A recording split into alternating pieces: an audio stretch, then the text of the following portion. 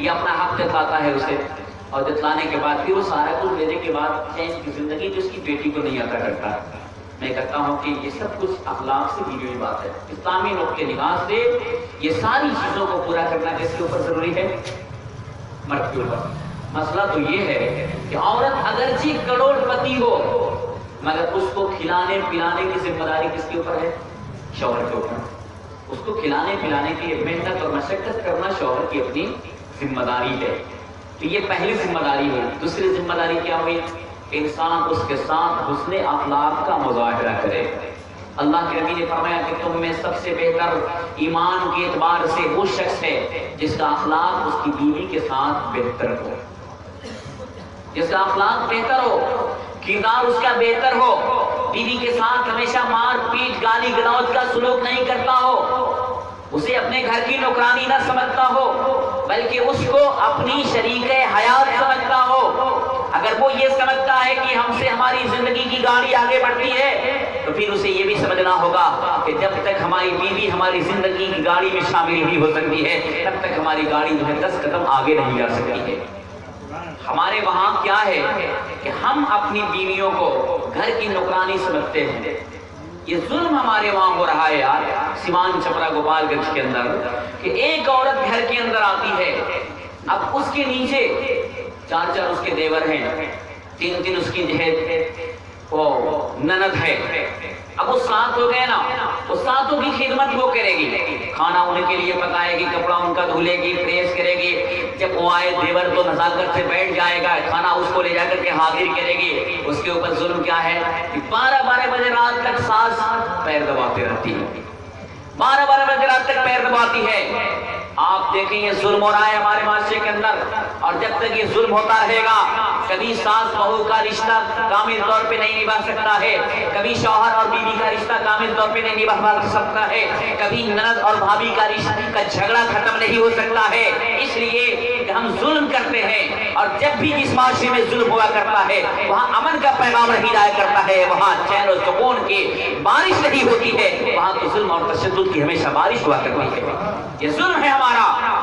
آپ پوچھ لیں جس عالم پہ آپ کو اعتماد جمتا ہو، ایک بیوی کے اوپر اس کی خدمت، کسی کی خدمت لازم ہے تو صرف اس کا شوہر ہوتا ہے، نہ دیور کی خدمت لازم، نہ نند کی خدمت لازم۔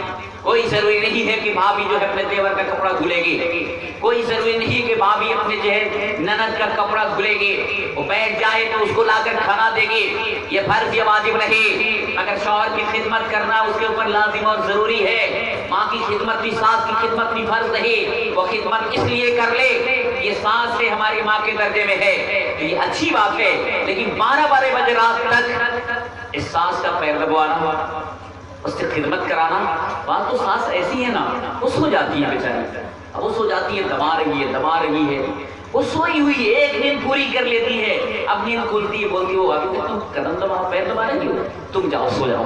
اب اگر ایک دن بھی ڈیوٹی میں نہ گا تو کل صبح کو اٹھے گی تو پہلے ماں اپنے بیٹے کو جوڑے گی، کس طرح تمہاری بیوی مل گئی، کچھ بھی کام کرنا نہیں جانتی۔ یہ دونوں کا سلوک ہے۔ وہی اگر اس کی بیٹی ہو کسی کے وہاں، اگر وہاں کو اس کو زیادہ کام کرنا پڑے نا تو کیا بولتی ہے، بہت ظالم ہے، میری بیٹی سے زیادہ کام لیتا ہے، اور یہاں اگر اس کی بہو زیادہ کام نہ کرے کیا کہے گی، کام چورنی ہے، کام چورنی ہے، یہ محنت زیادہ نہیں کرتی ہے۔ یہ پیمانہ کیوں بدل گیا؟ اپنی بیٹی کو کام کرنا پڑے تو شوہر ظالم ہو گیا، اور یہاں آپ کی بہو کام کرتے کرتے تھک جائے، اس کا کچھ احساس نہیں ہوتا ہے کہ ہمارا ظلم ہو رہا ہے۔ اگر ماں بھی پیار سے محبت سے اپنے شوہر اپنے دیور کا کام کر دیتی ہے، اس کے کپڑے کو دھل دیتی ہے، اس کو پریس کر دیتی ہے، اسے کھانا لا کر دے دیتی ہے، تو کھانا کھانے کے بعد اس کا شکریہ ادا کرنا چاہیے کہ تم نے میرے ساتھ احسان کیا، یہ اس کا احسان ہے، اس کا فرض نہیں ہے۔ اور یہ ہم معاشرے میں کیا کر رہے ہیں؟ ظلم کر رہے ہیں۔ اللہ کے نبی نے کیا فرمایا کہ تم میں سب سے بہتر ایمان کے اعتبار سے وہ شخص ہے جس کا اخلاق اس کی بیوی کے ساتھ بہتر ہو۔ قرآن کہتا ہے وَعَاشِرُوهُنَّ بِالْمَعْرُوفِ، عورتوں کے ساتھ بہتر سلوک قائم کرو۔ کیا یہی سلوک ہے بہتر کہ ماں نے پیچھے گالیاں دیں، طلاق دینے کی دھمکیاں دیں، گھر سے بے گھر کر دینے کی ہم دھمکیاں دیں؟ قطعی طور پہ ہمارا اچھا سلوک نہیں ہے۔ ہم لمبی لمبی تقریریں کریں، ہم گھر جائیں تو ہماری بیوی ہم سے خوش نہ ہو، ہم پیغمبر اسلام کے اوروں کی نگاہ میں بہتر ہو سکتے ہیں، پیغمبر اسلام کی نگاہ میں بہتر نہیں ہو سکتے۔ تو پہلی ہماری ذمہ داری یہ کہ ہم اس کے ساتھ حسن اخلاق کا مظاہرہ کریں۔ دوسری ذمہ داری ہماری کیا ہے کہ اس کو وہی کھانا کھلائیں جس کھانا کو ہم پسند کرتے ہیں۔ ہم اس کو وقت پہ کھانا کھلائیں، جتنا اچھا کھانا اپنے لیے پسند کرتے ہیں، جتنا اچھا عمدہ لباس اپنے لیے پسند کرتے ہیں، اتنا اچھا کھانا اس کے لیے بھی پسند کریں، اتنا اچھا کھانا ہم اس سے بھی کھلائیں۔ بہت لوگ ایسے بھی ہیں نا جو ہوٹل میں بیٹھ کر 500 روپے دوسروں کے پیچھے خرچ کرتے ہیں ناشتہ کرانے میں، لیکن جب گھر آئیں گے تو ایک مٹھائی گھر لے کر نہیں آئیں گے اپنی بیوی کے لیے۔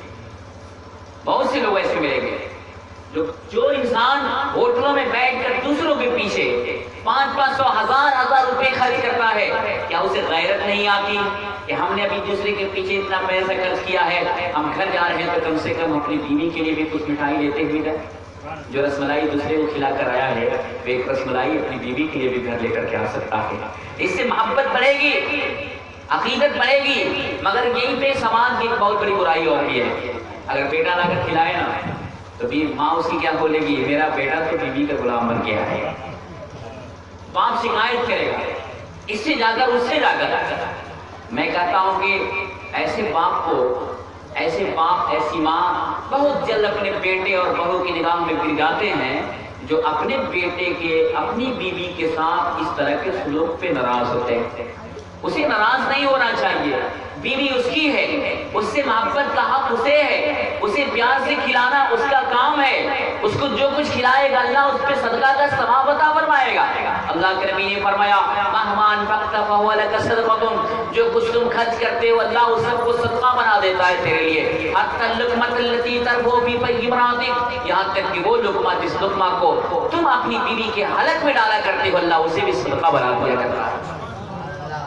اگر شوہر بیوی کو کھلائے، اس کے منہ میں لقمے ڈال دے، اس کے ساتھ بیٹھ کر کھانا کھائے، جہاں سے وہ منہ لگا کر پانی پیے وہیں سے یہ پانی پی لے، یہ شرم اور بے حیائی کی بات نہیں ہے، یہ تو محبت کی دلیل ہے۔ شوہر کی نگاہ میں بے حد محبت ہے بیوی سے کہ اس کے جوتے تک کو کھا لیا کرتا ہے، بیوی اس کے جوتے کو کھا لیا کرتی ہے تاکہ محبت کا سلسلہ قائم ہو سکے۔ ہم آپ اس پہ اعتراض کرتے ہیں، ہم اس پر کہتے ہیں کہ بیٹا جو بیوی کا دیوانہ بن گیا، نعوذ باللہ من ذالک۔ باپ کی یہ ذہنیت بہت جلد اس کی محبت کو اس کے دل سے نکال دے گی، اور ایسا باپ پہ وقت آتا ہے کہ مجبور ہوتا ہے اپنے باپ سے بھی الگ ہو جایا کرتا ہے، اپنی ماں سے بھی الگ ہوا کرتا ہے۔ ایک باپ بھی ڈنڈورا پیٹتا ہوا نظر آتا ہے اور ماں بھی شکایتیں کرتی ہوئی نظر آتی ہے، قطعی طور پر یہ مناسب نہیں۔ حضرت عائشہ فرماتی ہیں کہ میں ایک برتن سے پانی پیتی اور جس جگہ سے میں منہ لگا کر پانی پیتی تھی محمد عربی وہیں سے منہ لگا کر پانی پی لیا کرتے تھے۔